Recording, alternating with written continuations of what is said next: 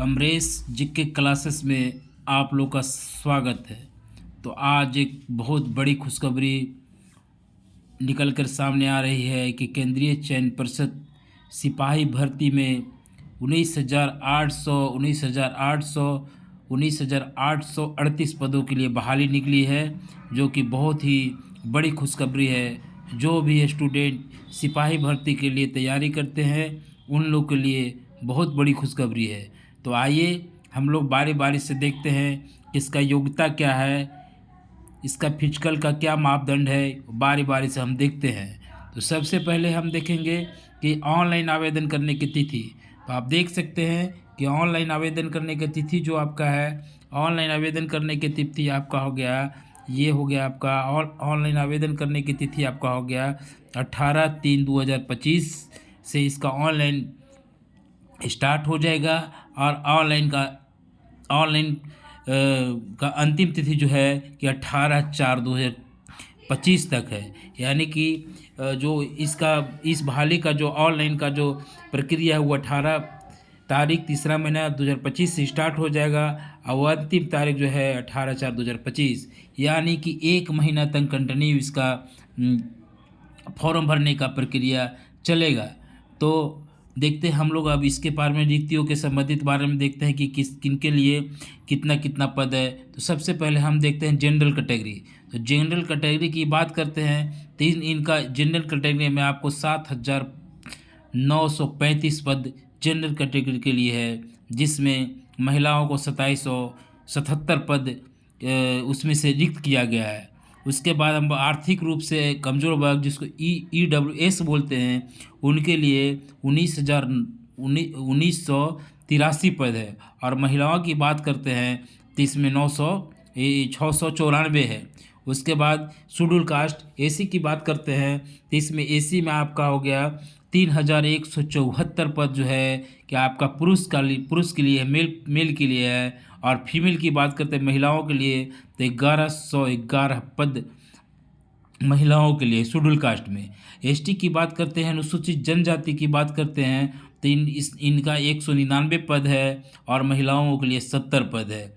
उसके बाद अत्यंत पिछड़ा वर्ग की बात करते हैं तो 3,571 हो गया और महिलाओं के लिए 1,250 हो गया। पिछड़ा वर्ग की बात करते हैं जिसमें ट्रांसजेंडर सहित इसमें शामिल किया गया है तो हो गया 2,381 पद हो गया। उसके बाद महिलाओं को 815 पद हो गए। उसके बाद BCW हो गया पिछड़ा वर्ग की महिलाओं की बात करते हैं तो 595 पद है। इस तरह से टोटल बात करते हैं तो 19,838 पद सिपाही के लिए है, जिसमें 6,717 पद आपका महिलाओं के लिए है। उसके बाद हम आप बात करते हैं कि इसका प्रक्रिया क्या है, किस आधार पर परीक्षा ली जाएगी। तो सबसे पहले हम देखते हैं कि सिपाही के पद के आवेदन प्राप्त करने के लिए क्या योग्यता होना चाहिए, यानी शैक्षणिक योग्यता मापदंड क्या है, शारीरिक मापदंड क्या है, इसके बारे में हम लोग देखते हैं, चर्चा करते हैं। तो सबसे पहले हम चर्चा करते हैं कि शारीरिक मापदंड के दौरान हम लोग क्या देखेंगे कि सबसे पहले हम देखेंगे क्या कि जनरल कैटेगरी के जो लोग आते हैं, जो जनरल कैटेगरी से बिलोंग करते हैं, उनकी लंबाई की बात करते हैं तो लंबाई में आपका 165 सेंटीमीटर हो जाएगा। लंबाई की बात करते हैं तो उसमें कितना हो जाएगा आपका, ये 165 सेंटीमीटर लंबाई में हो जाएगा। उसके बाद सीना के बात करते हैं, बिना फुलाए हुए सीना तो 81 सेंटीमीटर इसका आहर्ता रखा गया है। बिना फुलाए हुए सीना का 81 सेंटीमीटर, अब फुलाने के बाद 86 सेंटीमीटर है। वही बात अगर किया जाए कि अत्यंत पिछड़ा वर्ग का तो 160 सेंटीमीटर इनका न्यूनतम हाइट रखा गया है। उसके बाद 81 सेंटीमीटर इनका सीना का बिना फुलाए हुए है और फुलाने के बाद 86 सेंटीमीटर, यानी कि पिछड़ा वर्ग और जनरल का जो सीना का मापदंड है वो एक ही होता है। फुलाने के बाद और बिना फुलाने के बाद क्या है कि 5 सेंटीमीटर का डिस्टेंस होना चाहिए।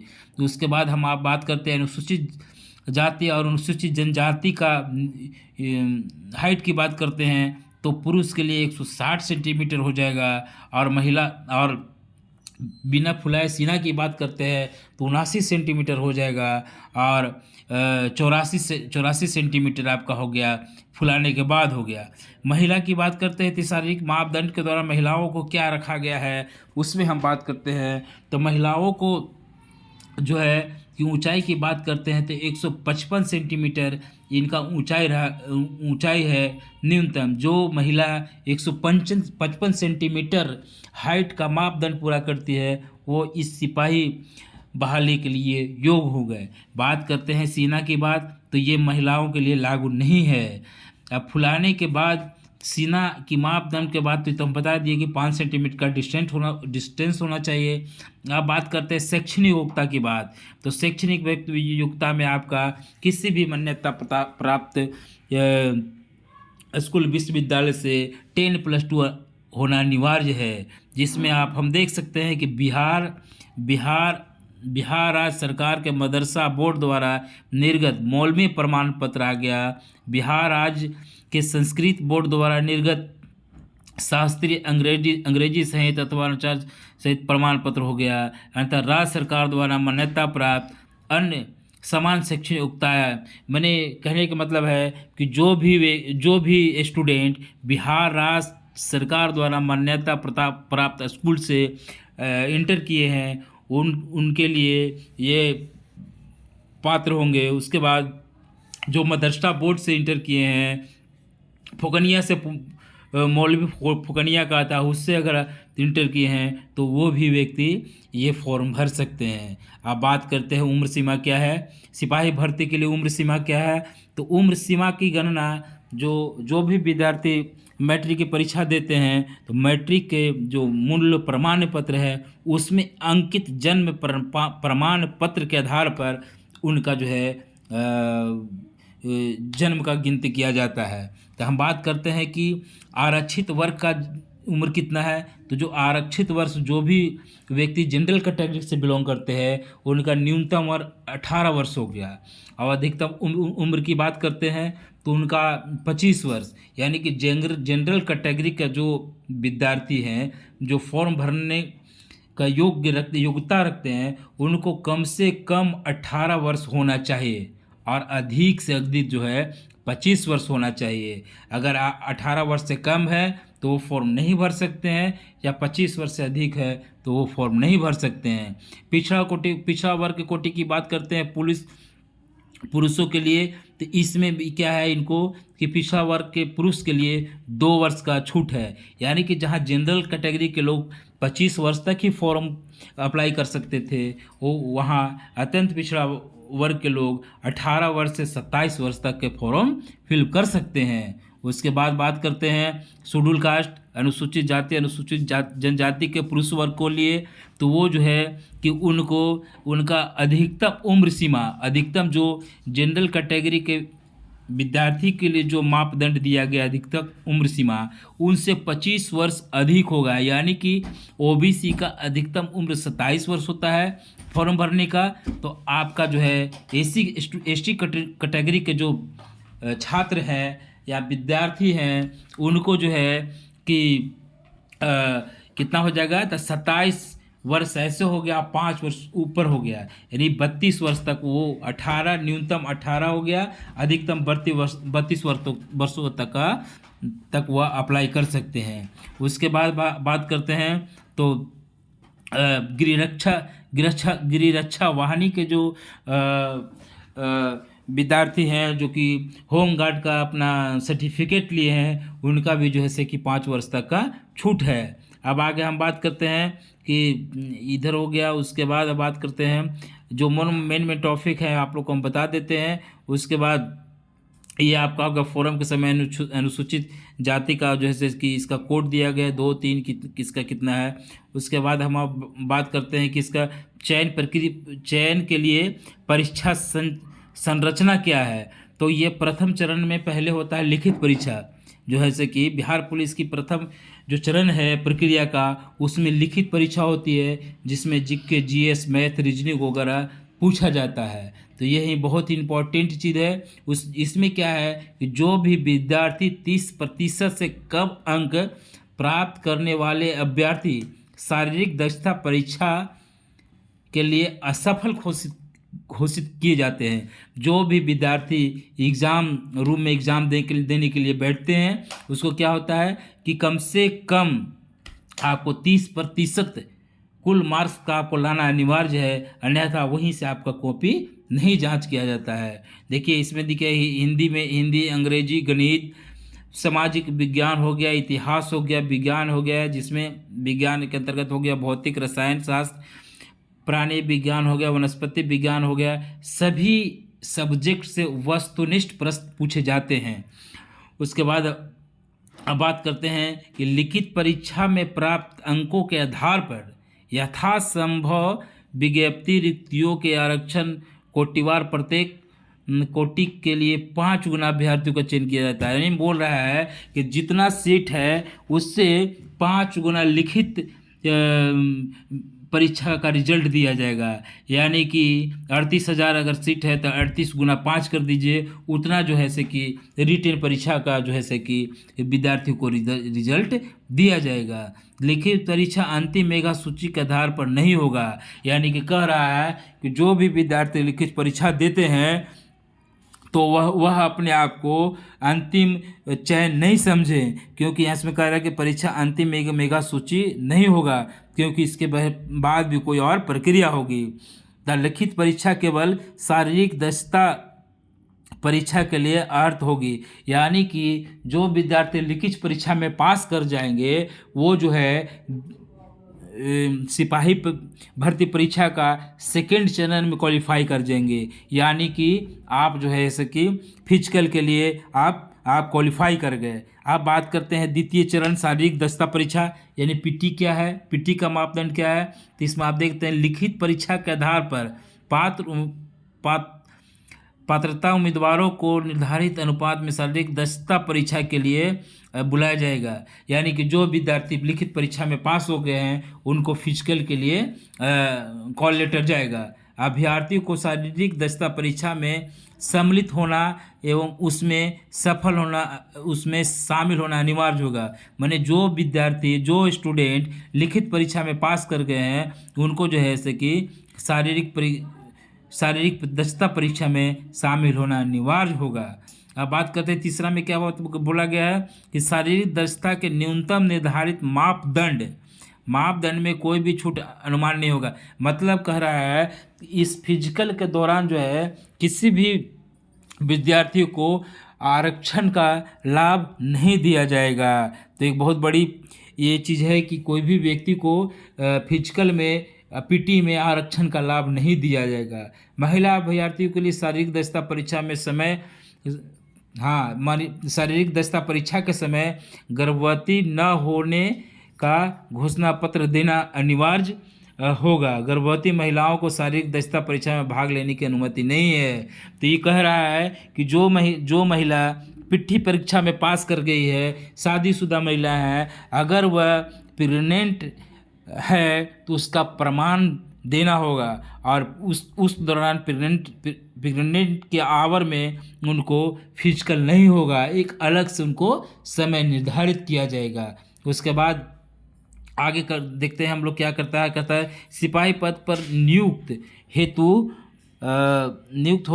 चयन की अंतिम मेगा सूची शारीरिक दक्षता परीक्षा के तीनों स्पर्धों में था दौड़, ऊंची कूद तथा गोला फेंक अभ्यर्थियों के प्राप्त कुल अंकों के आधार पर तैयार किया जाएगा। यानी कि कह रहा है कि जो भी विद्यार्थी फिजिकल क्वालिफाई करेंगे उनको रिटेन के आधार पर मेगा सूची नहीं निर्धारित की जाएगी। तो निर्धारित सूची कैसे की जाएगी?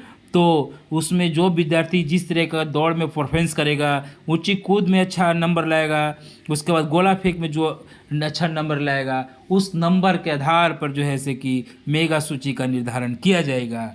अब बात करते हैं कि शारीरिक दक्षता दक्षता परीक्षा कुल 100 अंकों का होगा। 100 अंकों का होगा, जिसमें होगा ऊंचाई एवं सीना वजन की माप की जाएगी। इसके लिए कोई अंक दे नहीं होगा। बोले ऊंचाई और जो सीना का माप होगा उसमें कोई अंक का निर्धारण नहीं किया जाएगा। निर्धारित पूरी करने वाले अभ्यर्थी असफल घोषित किए जाएंगे। यानी कि जो विद्यार्थी अब ऊंचाई में या सीना के माप में अगर अनफिट घोषित किए जाएंगे तो उनको असफल घोषित किया जाएगा। अब बात होता है कि शारीरिक दक्षता परीक्षा में निम्नलिखित अर्हताएँ होना चाहिए। तो सबसे पहले बात करते हैं दौड़ का।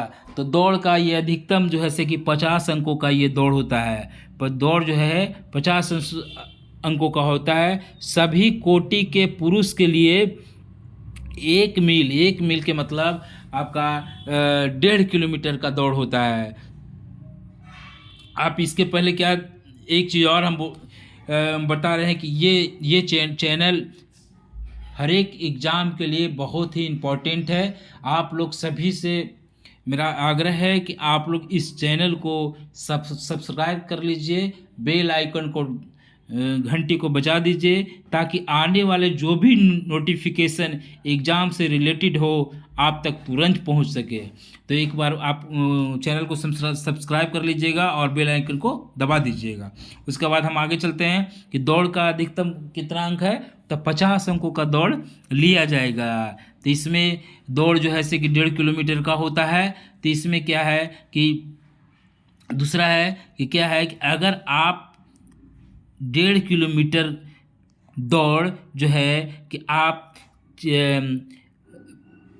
5 मिनट में अगर पूरा कर लेते हैं तो 50 में 50 अंक आपको दे दिया जाएगा। यानी कि दौड़ का जो है कि 50 अंक का है। अगर 5 मिनट से कम समय में अगर आप दौड़ क्वालिफाई करते हैं तो आपको 50 अंक पूर्ण दिए जाएंगे।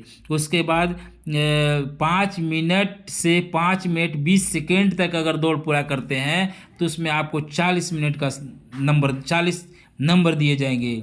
उसके बाद 5 मिनट 20 सेकेंड से अधिक एवं 5 मिनट 40 सेकेंड तक आप अगर क्वालिफाई करते हैं दौड़ में तो उसमें 30 अंक आपको मिलते हैं। उसके बाद 5 मिनट 40 सेकेंड से अधिक 6 मिनट तक आप रहते हैं तो उसमें 20 अंक मिलते हैं। और 6 मिनट से अधिक समय लेने वाले पुरुष अभ्यर्थी दौड़ में असफल घोषित किए जाएंगे। ये हो गए। अब हो गया सभी कोटि की महिलाओं के लिए बात करते हैं। तो महिलाओं के सभी कोटि महिलाओं के लिए क्या है। तो ये इसमें क्या है कि इनका दौड़ 1 मील यानी कि 1 मील की दौड़ दूरी आपको 5 मिनट में तय करनी होती है। तो जो भी महिला कैंडिडेट 4 मिनट से कम समय में 1 मील की दूरी तय कर लेती है वो जो है से कि उसको 50 अंक पूर्ण दिए जाते हैं। उसके बाद 4 मिनट 20 सेकेंड से अधिक एवं 4 मिनट 40 सेकेंड तक का जो महिला उसमें क्वालिफाई करती है उसको 30 अंक दिए जाते हैं। और 4 मिनट 40 सेकेंड से अधिक एवं 5 मिनट तक जो महिलाएं दौड़ में क्वालिफाई करती है उसको 20 अंक दिए जाते हैं। अब 5 मिनट से अधिक समय लेने वाली महिलाओं को क्या किया जाता है तो असफल घोषित किया जाता है। अब गोला फेंक की प्रक्रिया होती है क्या है। तो गोला फेंक की प्रक्रिया पुरुषों के लिए आप देख लीजिए। तो गोला फेंक क्या है तो सभी कोटि के पुरुष के लिए 16 पॉइंट का गोला न्यूनतम 16 फीट फेंकना होता है। क्या है 16 फीट का जो गोला है वो न्यूनतम 16 फीट तक आपको भीगना पड़ता है। तो 16 फीट से 17 फीट तक जो भी पुरुष अभ्यर्थी गोला फेंकते हैं उनको कितने अंक मिलता है 9 अंक मिलते हैं। कितना अंक मिलता है तो 9 अंक मिलते हैं। उसका 17 फीट से ज़्यादा 18 फीट तक भेजने वाले को 13 अंक दिया जाता है। 18 फीट से ज़्यादा एवं 19 फीट तक बिकने वाले को 17 अंक दिए जाते हैं। और 19 फीट से ज़्यादा 20 फीट तक बिकने वाले को 21 अंक दिए जाते हैं। और जो विद्यार्थी 20 फीट से ज़्यादा गोला बिक देता है उसको पूरे 25 अंक दिए जाते हैं। और 16 फीट से कम बिकने वाले पुरुष को असफल घोषित किया जाता है। तो ये गोला फेंक अधिकतम 25 अंकों का होता है। अगर आप 20 फीट से अधिक बिक देते हैं तो आपको पूर्ण रूप से 25 अंक दे दिए जाते हैं। सभी कोटि की महिलाओं की बात करते हैं तो इसमें जो है कि 12 पॉइंट का गोला होता है जो 12 फीट तक भेजना पड़ता है, 12 फीट तक बिकना पड़ता है। जिसमें क्या है कि 12 फीट से 13 फीट तक जो महिला बिकती है उसको 9 अंक दिए जाते हैं। उसके बाद 9 अंक दिए जाते हैं। 13 फीट से ज़्यादा एवं 4 फीट से कम बिकने वाली महिलाओं को 13 अंक दिया जाता है, और 14 फीट से 15 फीट के बीच में जो बिकती है उनको 15 अंक दिया जाता है, और 15 फीट से 16 फीट जो बिकती है उनको क्या होता है कि 21 अंक दिया जाता है, और 16 फीट से अधिक बिकने वाली महिलाओं को 25 अंक दिया जाता है, और जो महिला 16 फीट से कम गोला बिकती है उनको इसमें असफल घोषित कर दिया जाता है। अब ऊंची कूद की बात करते हैं, तो ऊंची कूद में क्या है, तो ऊंची कूद अधिकतम 25 अंकों का होता है। तो सभी कोटि के पुरुष के लिए क्या है कि 4 फीट जो पुरुष ऊंची कूद कूदते हैं उनको 13 अंक दिया जाता है, और 4 फीट 4 इंच तक कूदने वाले को क्या किया है 17 फीट दिया जाता है, और 4 फीट 8 इंच को 21 अंक दिया जाता है, और जो पुरुष 5 फुट से अधिक कूदते हैं उनको पूरा 25 अंक दिया जाता है, और जो विद्यार्थी जो है कि 4 फुट से कम कूदते हैं उनको असफल कर दिया जाता है। और सभी कोटि के महिलाओं की बात करते हैं, तो सभी कोटि के महिलाओं की बात करते हैं तो इनको 3 फीट हाई जंप लगाना पड़ता है, जिसको हम बोलते हैं ऊंची कूद। तो 3 फीट जो महिलाएं कूदती है उनको 3 फीट पर 13 अंक निर्धारित किया गया है। महिलाओं को कितना किया गया है, तो 3 फीट पर 13 अंक का निर्धारित किया गया है। 3 फीट 4 इंच जो महिलाएं कूदती है उनको 17 अंक निर्धारित किया गया है, और 3 फीट 8 इंच कूदने वाली महिलाओं को 21 अंक दिया गया है, और 4 फीट से अधिक जो महिलाएं कूदती हैं उनको 25 अंक दिया गया है, और 3 फीट से कम कूदने वाली महिलाओं को क्या किया जाता है असफल घोषित कर दिया जाता है। इसमें उसके बाद आपका 6 मिनट यहाँ लिखा है विनय समय पुरुष के लिए 6 मिनट, महिलाओं के लिए 5 मिनट के दौड़ पूरी करने वाले अभ्यर्थियों को गोला मापदंड से ऊंची कूद स्पर्धा में निश्चित किया जाता है। दस्तावेज सत्यापन की बात करते हैं तो शारीरिक दस्ता परीक्षा में सफल अभ्यर्थी शैक्षणिक अर्हता पूरा करने वाली संबंधित दस्तावेज को सत्यापन परिषद द्वारा किया जाता है। यानी कि बोल रहा है कि जो विद्यार्थी पीटी पास कर जाते हैं उनको डॉक्यूमेंट सत्यापित किया जाता है, कागज की जांच पड़ताल किए जाते हैं। उसके बाद कहता है दस्तावेज सत्यापन का अर्थात यथासंभव शारीरिक दस्ता परीक्षा के दिन ही किया जाएगा, अथवा आवश्यकता ने इसके लिए अलग से तिथि निर्धारित नहीं की जाएगी। उस दिन अभ्यर्थियों के निर्दिष्ट समय व स्थान सभी मूल्यों को प्रमाण पत्र उसके स्व प्रमाणित छाया प्रतीक के साथ उपस्थित होना अनिवार्य होगा, इसके किसी भी दूसरे अवसर पर नहीं दिए जाएंगे। और मैंने कह रहा है कि जो विद्यार्थी पीटी पास हो जाते हैं उनका उसी दिन डॉक्यूमेंट सत्यापन किया जाएगा, दस्तावेज सत्यापित किया जाएगा। मैंने जो भी आपका सर्टिफिकेट है, कागज पत्र है, उसी दिन दौड़ के दिन ही आपको जांच पड़ताल किया जाएगा। यानी सभी मूल प्रमाण पत्र का फोटोकॉपी आपको फिजिकल के दिन लाना अनिवार्य रहता है। अभ्यर्थी विज्ञापन के गुण का 4 महीने तक बड़ी बातें लेते हुए अवसर लेने की उसके शैक्षणिक अर्हता एवं आरक्षण के संबंधित सभी दवाई से विभिन्न प्रपत्रों में समय प्रति के निर्धारित अवधि कट ऑफ तिथि के अनुसार मूल रूप से उपस्थित होंगे। तो मैंने बोल रहा है कि जो पार्षद द्वारा जो समय निर्धारित किया जाता है उस समय आपको सभी मूल शैक्षणिक प्रमाण पत्र लेकर के उपस्थित होना होगा। दस्तावेज सत्यापन के लिए अभ्यर्थियों को निम्नलिखित प्रमाण पत्र सत्यापन मैंने कह रहा है कि जो विद्यार्थी अगर सफल होते हैं फिजिकल में उनको वैध फोटो प्रमाण पत्र जैसे आधार कार्ड, ड्राइविंग लाइसेंस, मतदाता पहचान पत्र आदि लाना होगा। जन्म तिथि प्रमाण पत्र, मैट्रिक समकर सर्टिफिकेट, अंक प्रमाण पत्र के मूल प्रति भी लाना होगा। इंटरमीडिएट या समकक्ष परीक्षा उत्तीर्ण प्रमाण पत्र भी लाना होगा। इंटरमीडिएट समकक्ष परीक्षा का अंक पत्र लाना होगा। अनुसूचित जाति, अनुसूचित जनजाति या वरीयता सक्षम प्राधिकारी जाति प्रमाण पत्र, स्थायी निवास। मतलब कह रहा है कि आपको सभी शैक्षणिक योग्यता प्रमाण पत्र लाएगा। जो आरक्षण के दावा करते हैं जैसे अनुसूचित जाति, अनुसूचित जनजाति के लोग, वह अपना जाति प्रमाण पत्र लाना होगा और उनका अस्थायी निवास प्रमाण पत्र भी न होगा। अत्यंत पिछड़ा वर्ग BC का हो गया, EBC का तो समक्ष प्राधिकारी द्वारा निर्गत प्रमाण पत्र एवं सत्यापित आवासीय प्रमाण।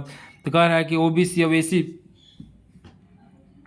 BC और EBC से जो बिलोंग करते हैं उनको भी जैसे कि अपना प्रमाण पत्र और आवासीय प्रमाण पत्र बनाना जरूरी होगा।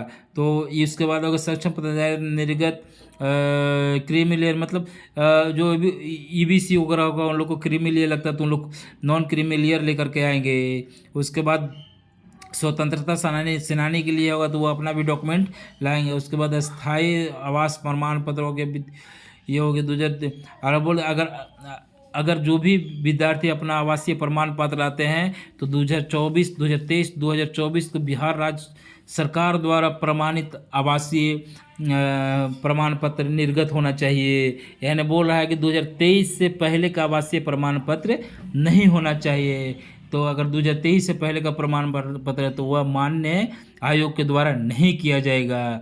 ट्रांजेक्शन अभ्यर्थियों की बात करते हैं जो ट्रांसजेंडर हैं उन लोग की बात करते हैं। सक्षम पदाधिकारी जिला पदाधिकारी द्वारा निर्गत ट्रांसजेंडर होने संबंधी पहचान पत्र लाना होगा। मतलब कह रहा कि जो ट्रांसजेंडर जो फॉर्म भरते हैं लोग उन लोगों के लिए क्या क्या क्या कर रहा है, जिला पदाधिकारी NDM के द्वारा जो निर्गत प्रमाण पत्र होता है वह लाना उनको अति आवश्यक होगा। अस्थायी प्रमाण पत्र, गिरी रक्षा प्रमाण पत्र, उसके बाद केंद्रीय प्रशिक्षण संस्थान बिहार राज्य सरकार वाहिनी बेस्टा हो गया। होम गार्ड का वैध ID कार्ड लगाइए। होम गार्ड के लिए कि जो होम गार्ड के हैं वो अपना होम गार्ड से संबंधित अपना ID कार्ड लेना होगा। अस्थायी निवास प्रमाण पत्र उन लोग को भी लेना होगा। मेगा सूची शारीरिक दक्षता परीक्षा के अधीन तीनों स्पर्ध यथा दौड़, ऊंची कूद, गोला फेंक अभ्यर्थी द्वारा प्राप्त कुल अंकों के आधार पर होगा। यानी कि बोल रहे हैं कि जो मेगा सूची तैयार किया जाएगा केंद्रीय चयन परिषद के द्वारा वह आपका लिखित परीक्षा के आधार पर नहीं होगा। वह मेगा सूची जो है से कि आपका जो फिजिकल जो दिए हैं PT दिए हैं उसके आधार पर किया जाएगा। उसके बाद अब बात करते हैं कि नियुक्ति प्रक्रिया कैसी होगी। तो नियुक्ति प्रक्रिया में होगी सिपाही पद के नियुक्त प्राधिकरण जिला पुलिस अधीक्षक वाहिनी समादेष्टा पुलिस महानिदेशक द्वारा नामित पुलिस अधीक्षक के स्तर पर पदाधिकारी करते हैं। मतलब कि आपका जहां नियुक्ति होगी वहां जहां आप ज्वाइन कीजिएगा वहां का जो है से कि BMP में ज्वाइन करते हैं तो वहां का समादेष्टा आपका नियुक्ति पत्र लेंगे। जिला में करते हैं तो पुलिस अधीक्षक लेंगे। तो ये सब मापदंड हो गया ज्वाइनिंग के समय। चिकित्सा परीक्षण की बात करते हैं। चिकित्सा परीक्षण नियुक्त प्राधिकारी द्वारा बनाया गया चिकित्सक परीक्षण नियुक्त प्राधिकार द्वारा कराया जाएगा, जिसमें आँख का जांच होगा, कलर ब्लाइंडनेस जांच किया जाता है जिसको हम लोग कलर विजन करते हैं। श्रवण शक्ति एवं हकलाहट की भी जांच की जाती है। नियुक्ति के लिए अभ्यर्थियों को चिकित्सकीय परीक्षण में योग पाया जाना अनिवार्य होगा। चिकित्सक परीक्षण में आयोग पाया गया अभ्यर्थियों की नियुक्ति नहीं की जाएगी। यानी कि बोल रहा है कि जो विद्यार्थी चिकित्सक के दौरान जांच के दौरान अगर अयोग पाए जाते हैं तो वो नियुक्ति के लिए पात्र नहीं होंगे। संपूर्ण चरित्र प्रमाण पत्र की बात करते हैं तो नियुक्ति प्राधिकरण नियुक्ति से पूर्व आपको बना लेना होगा। आवेदन शुल्क की बात करते हैं तो सबसे पहले आवेदन शुल्क की बात करते हैं तो जो भी कैंडिडेट जो भी विद्यार्थी इस फॉर्म को भरना चाहते हैं उनके बात करते हैं आवेदन की क्या है प्रक्रिया। तो अनुसूचित जाति आरक्षण कोटि अभ्यर्थी जो भी अनुसूचित जाति से बिलोंग करते हैं या राज्य के मूल निवासी सभी वर्ग कोटि महिलाओं अभ्यर्थी के लिए या ट्रांसजेंडर अभ्यर्थियों के लिए। मैंने कह रहा है कि SC ST के सभी अभ्यर्थी और सभी महिलाओं या ट्रांसजेंडर विद्यार्थियों के लिए जो है से कि आवेदन शुल्क 180 रुपये निर्धारित किया गया है। मैंने ये तीनों लोग को जो है फी में आपका 180 रुपये निर्धारित किया है, जिसमें अनुसूचित जाति अनुसूचित जनजाति कोटिवार का होगा। उसके बाद अगर समान वर्ग की बात करते हैं तो समान वर्ग की बात 675 रुपया इनका आवेदन शुल्क होगा। उसके बाद आवेदन की उपयुक्त परीक्षा शुल्क के अतिरिक्त विभिन्न बैंकों द्वारा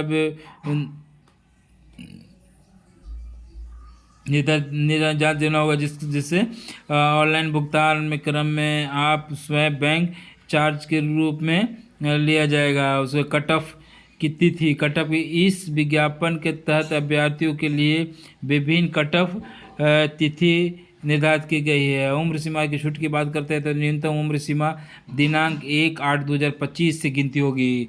गिनती कब होगी? तो आपको 1/8/2025 से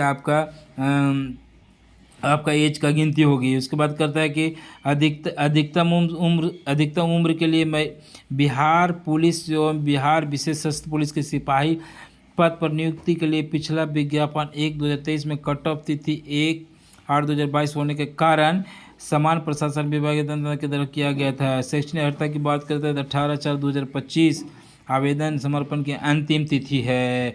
तो अब क्या है, तो इसमें है कि शैक्षणिक अर्हता के लिए आपका जो है कि आवेदन का अंतिम तिथि कब है?